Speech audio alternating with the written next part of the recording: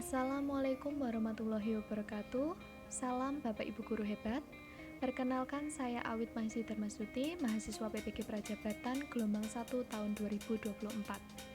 Pada kesempatan kali ini saya akan menyampaikan ulasan saya mengenai asesmen yang dilakukan oleh guru di ruang kelas. Yang pertama, saya akan menyampaikan identitas modul ajar yang telah saya ulas, yaitu pada mata pelajaran Bahasa Inggris kelas 2 fase A pada topik Do You Like? Kemudian saya akan menyampaikan capaian pembelajaran dan juga tujuan pembelajarannya. Capaian pembelajaran yang digunakan oleh guru yaitu menyimak dan berbicara.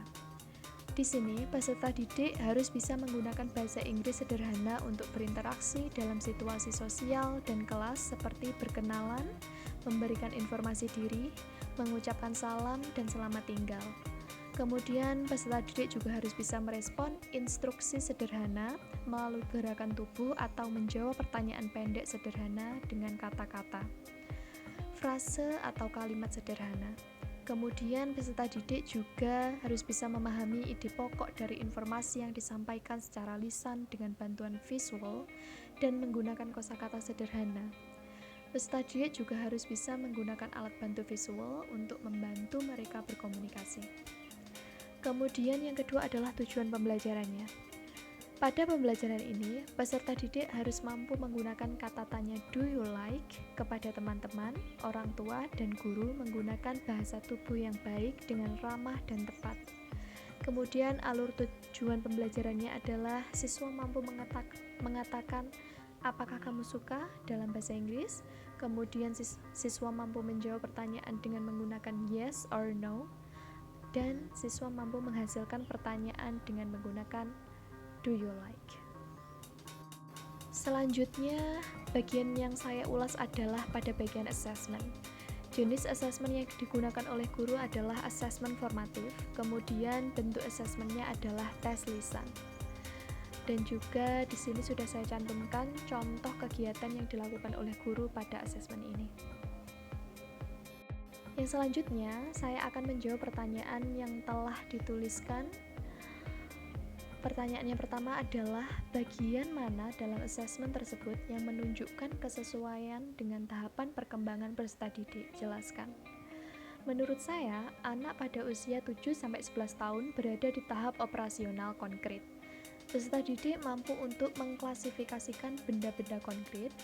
Kemudian bagian asesmen yang sesuai dengan tahap perkembangan peserta didik di kelas 2 adalah saat peserta didik diminta untuk menentukan buah yang disukai dan tidak disukai dalam bahasa Inggris. Dengan melakukan kegiatan tersebut, peserta didik dapat mengklasifikasikan benda-benda konkret yang sesuai dengan tahap perkembangan kognitif mereka.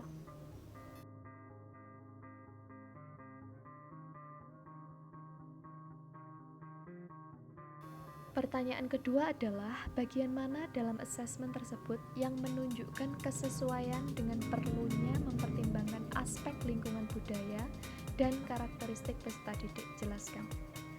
Menurut saya, seperti yang saya amati dalam kegiatan pembelajaran, tidak ada bagian dalam asesmen yang menunjukkan kesesuaian dengan mempertimbangkan aspek lingkungan budaya. Tetapi ada bagian dalam asesmen yang menyesuaikan dengan karakteristik peserta didik, yaitu saat guru meminta peserta didik untuk membentuk kelompok dan bermain game tentang nama-nama buah, warna buah, dan lagu tentang buah-buahan. Semua kelompok membentuk lingkaran, kemudian masing-masing kelompok mendapatkan satu set kartu berwarna-warni, kemudian guru menunjuk satu peserta didik untuk memimpin permainan ini dengan membawa bola kertas. Kemudian, bola kertas dilempar ke salah satu temannya dengan menyebut salah satu warna kartu. Setelah itu, yang mendapat bola membaca dan menjawab pertanyaan pada kartu tersebut.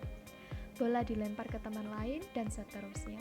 Dengan memainkan game tersebut, kegiatan pembelajaran menjadi lebih menyenangkan dan para peserta didik dengan senang mengikuti kegiatan pembelajaran. Hal tersebut juga sesuai dengan karakteristik peserta didik pada kelas tersebut.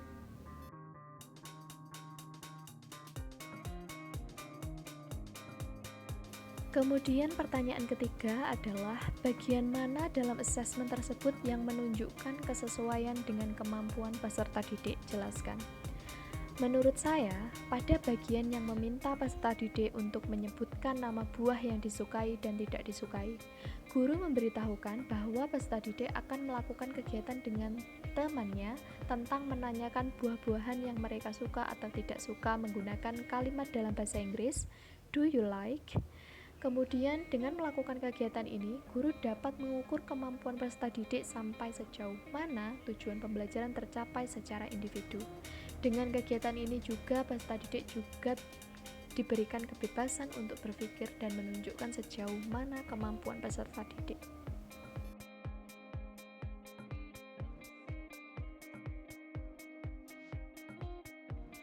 Kemudian yang selanjutnya adalah pertanyaan keempat. Bagian mana dari asesmen tersebut yang menunjukkan kesesuaian bahwa sudah memberikan ruang bagi peserta didik untuk memberikan umpan balik terhadap proses pembelajaran mereka? Menurut saya, pada saat guru memberitahukan bahwa mereka akan melakukan kegiatan dengan temannya tentang menanyakan buah-buahan yang mereka suka atau tidak suka menggunakan do you like, kemudian memberi tanda centang untuk buah yang disukai dan silang untuk buah yang tidak disukai, kemudian mencatatnya dalam tabel pada buku halaman 11, kemudian guru memanggil peserta didik sebagai modal untuk maju ke depan kelas. Dengan melakukan kegiatan tersebut, guru sudah memberikan ruang bagi peserta didik untuk memberikan umpan balik terhadap proses pembelajaran.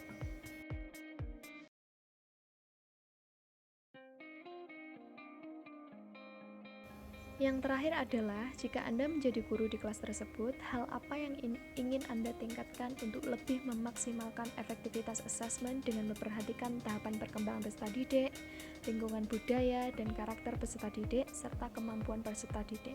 Tuliskan pendapatmu secara lengkap. Menurut saya, setelah saya mengamati asesmen yang diberikan oleh guru di dalam kelas, asesmen yang diberikan oleh guru sudah cukup lengkap, efektif, dan diterapkan dengan sangat baik saat kegiatan pembelajaran. Hal tersebut dapat dilihat dari seluruh kegiatan pembelajaran yang dilaksanakan oleh guru. Guru banyak memberikan asesmen yang dapat memudahkan peserta didik untuk memahami materi pembelajaran yang diberikan sehingga tujuan pembelajaran dapat dicapai peserta didik dengan baik. Kesimpulan yang dapat saya ambil adalah dalam merancang asesmen atau penilaian harus mempertimbangkan kebutuhan, karakteristik, dan latar belakang peserta didik supaya asesmen tersebut dapat menunjang kegiatan pembelajaran untuk memudahkan peserta didik dalam mencapai tujuan pembelajarannya. Baik, sekian dari saya. Ada kurang lebihnya saya mohon maaf. Terima kasih dan wassalamualaikum warahmatullahi wabarakatuh. Salam Bapak Ibu Guru hebat.